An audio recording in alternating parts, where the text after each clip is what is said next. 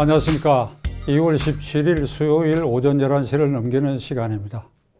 사람, 인간의 욕망과 의지 중에 가장 강한 것이 생명에 관한 의지입니다. 병들어도 내가 오래 살아야 되겠다. 이걸 극복해야 되겠다. 이 생명에 관한 의지 다음으로 강한 것이 권력 의지라고 합니다. 권력 지향의 마음을 한번 먹게 되면 수단 방법을 가리지 않고 그 권력적 목표를 달성하는데 몰입하게 된다.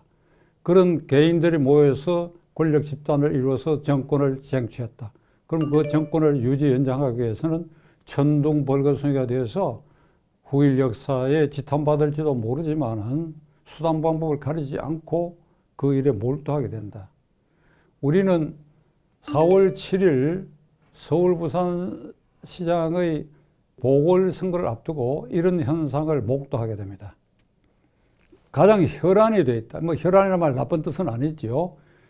그래서 서울 부산시장을 반드시 쟁취해야 되겠다 하는 그 열도, 의지, 힘의 분출이 집권당이 훨씬 강하고 이걸 탈환해야 되는 야당은 그에 비하면 느슨할 뿐만 아니라 이 사람들이 확실히 탈환할 의지와 열기가 있느냐 이를 의심케 합니다. 부산은 관변 여론조사 기관에 하더라도 야당 후보가 훨씬 앞섰다. 그러니까 그건 저절로 될 것이다. 서울도 보이지 않는 사람들이 중간층 사람들이 결국 투표장에 갈 것이다. 이런 낙관을 하는지는 모르겠습니다만 자관 이 정권 쪽은 수단 방법을 가리지 않고 있다 한 예가 이번 주에 와서 터진 것입니다. 그것은 이명박 정권 때 MB 정권 때 국정원이 민간인 정치인을 포함한 민간인 정치인은 국회의원 야당의원 당연히 포함한 그 민간인에 대한 사찰한 문건이 보존되어 있다. 이걸 공개해야 되고 그리고 그 책임자들은 국민에게 사과하고 석고대죄해야 된다라고 하는 주장이 나오기 시작했습니다. 이것은 집권 세력이 아주 정교한 시나리오에 의해서 진행되는데 설 전에 공중파 어떤 방송이 MB 때의 국정원의 민간인 불법 사찰 자료가 있다 하는 것을 보도를 했고 설 연휴가 끝나고 월요일 날 이걸 받아가지고 이낙연 민주당 대표가 이런 불법 사찰 문건이 존재하는 것은 절대로 용납할 수 없는 일이다. 이건 공개돼야 되고 관련자는 처벌돼야 된다. 자, 이런 분위기에서 그런 문건이 있었다라고 하는 것이 거의 기정사실화되어가는 속에 어제 국정원장 박지원 원장이 국회에 출석해가지고 MB 때의 국정원이 야당 의원 등을 당시의 야당 의원, 지금 민주당을 말이죠. 의원 등의 정보를 수집한 것은 직무 범위를 일탈한 것이라고 본다. 그러니까 이런 흑역사를 어두운 역사를 정리하기 위해서는 특별법을 만들어주면 좋겠다. 그 야당 의원이 질문을 했어요. 그럼 박근혜 때도 그랬느냐?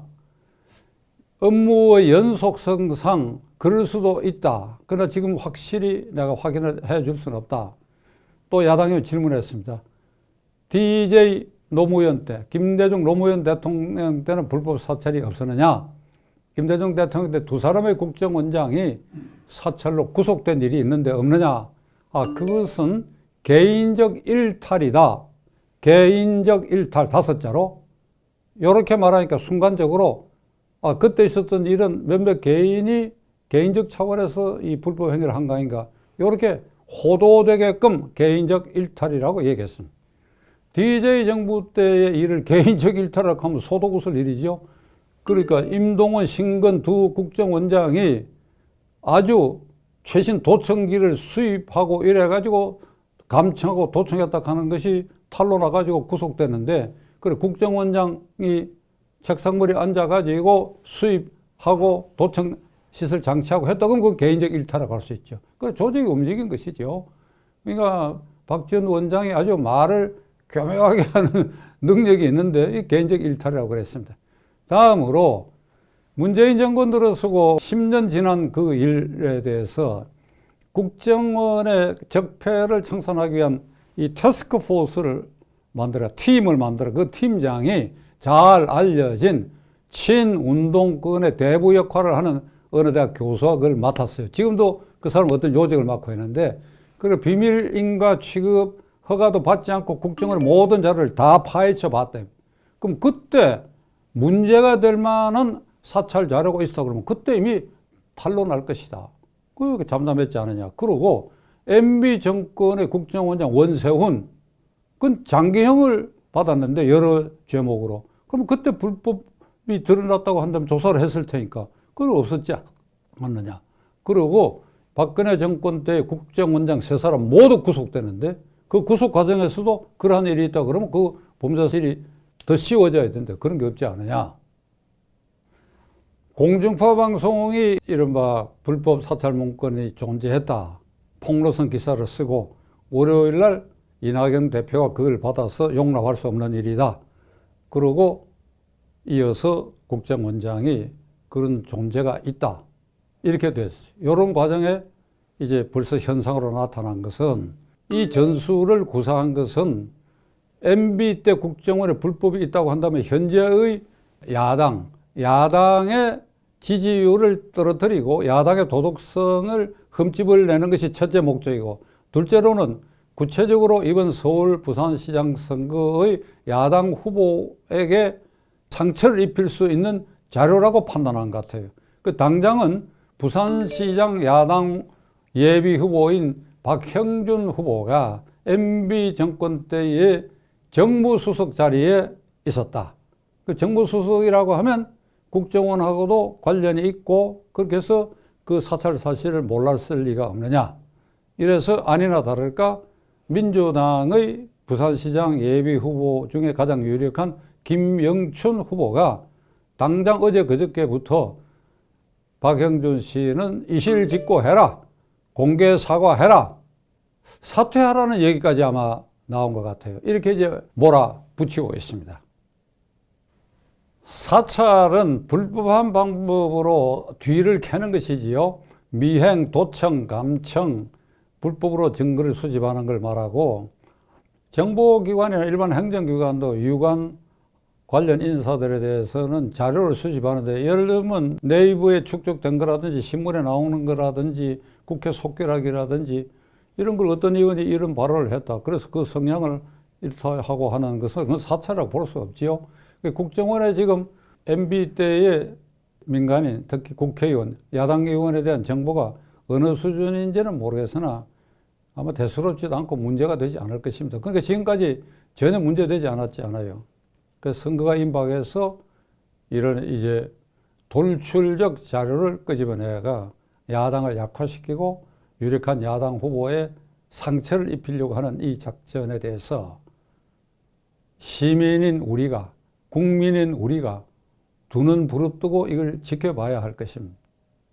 만일 천둥벌거숭이처럼 정권 유지 연장을 위해서, 목적 달성을 위해서는 어떠한 불법 행위를 할 수도 있고 어떠한 무리수도 할 수 있고 어떠한 거짓말도 할 수 있다. 이거 용납이 된다 한다면 이 자유민주 질서 체제가 지켜지지 않지요. 정부 여당 정권이 터무니없는 MB 시대의 국정원의 불법 사찰 문건이 있다라고 이렇게 터뜨려서 시나리오대로 이걸 증폭시키고 있는데, 야당은 이에 대해서 이렇게 무기력하게 대응할 수 있느냐? 무기력하다. 아니면 아니라고 분명히 얘기할 수 있어야 되고 그에 대한 확실한 대응을 해야 될 것이고, 그리고 단일화에 대해서도 당내 경선이 끝나고 난 다음에 지금 시간도 임박했는데 확실히 어떻게 하겠다 하는 것을 분명히 해야 하는데, 여기에 대해서도 여러 이견이 있는 것 같고 혼돈을 거듭하고 있는 이런 모습을 보여가지고, 그렇지 않아도 투표율이 낮을 이 보궐선거에서 이 야당이 이겨낼 수 있겠느냐, 여당의 조직표에 이런 온갖 이 술수를, 그리고 이제 문재인 대통령 어제 국무회의에서 1분기 전에, 1분기라 그러면 1년에 1분기니까 3월 말이죠. 3월 말까지 80만 개 이상의 일자리를 만들어라. 그건 결국 이겁니다. 세금 일자리입니다. 세금 먹는 일자리. 그리고 세금을 내는 일자리. 이제 우리 국민들이 구분할 줄 알아야 됩니다. 세금으로 알바 자리를 퍼붓게 해서 일자리를 늘리는 거.